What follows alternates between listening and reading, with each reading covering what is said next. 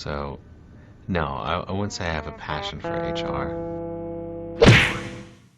Welcome back to Human Resources for the People. It's a human capital revolution. Today we're going to be going to Finland where they're going to be extending union strikes for another 3 more days.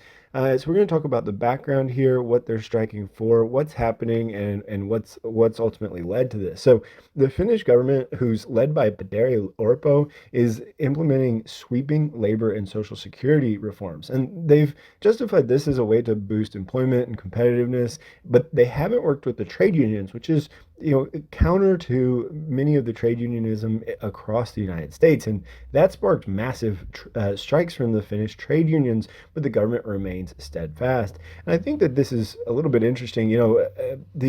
We've had this dynamic specifically in the United States. For example, the return to office, they weren't consulting to the trade unions. And in the United States, they do have to consult with the trade unions, but they don't, or they didn't specifically. And here, the Finnish government is doing the same. The allegation is that they're doing it to weaken union power.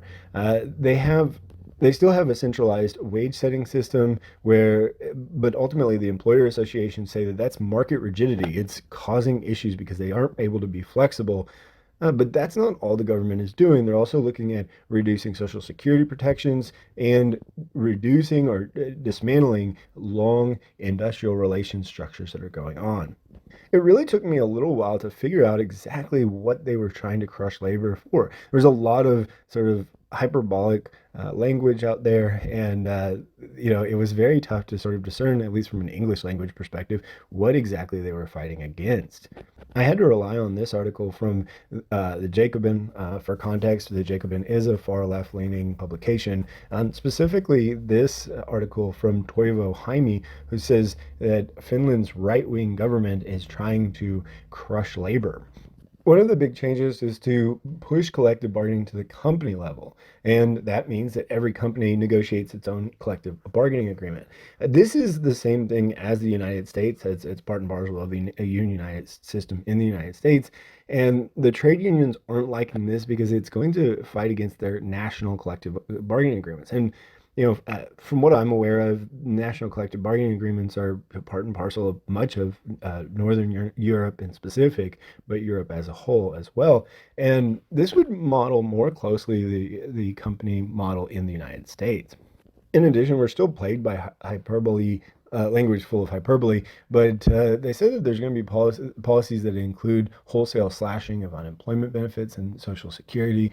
And according to this publication, of course, it was funded by the right-wing parties, funded by the employers' organizations who funded the right-wing parties in the election.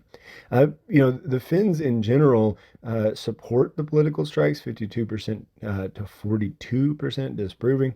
But ultimately, big business is seeking to crush these strikes.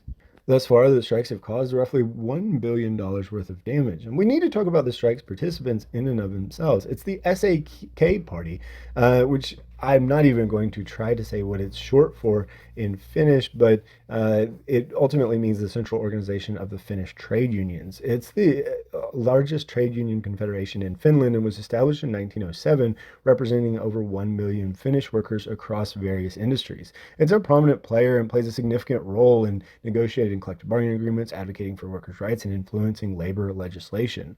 They do a lot of advocacy and lobbying, as well as providing services to members and international cooperation.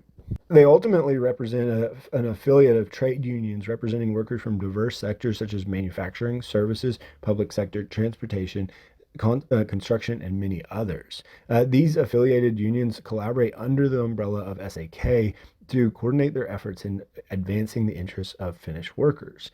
So, as I've kind of highlighted, they're going to continue these strikes on until March 31st, where they hope to achieve some levels of success and, eventually force back the moves by the rightist government in Finland.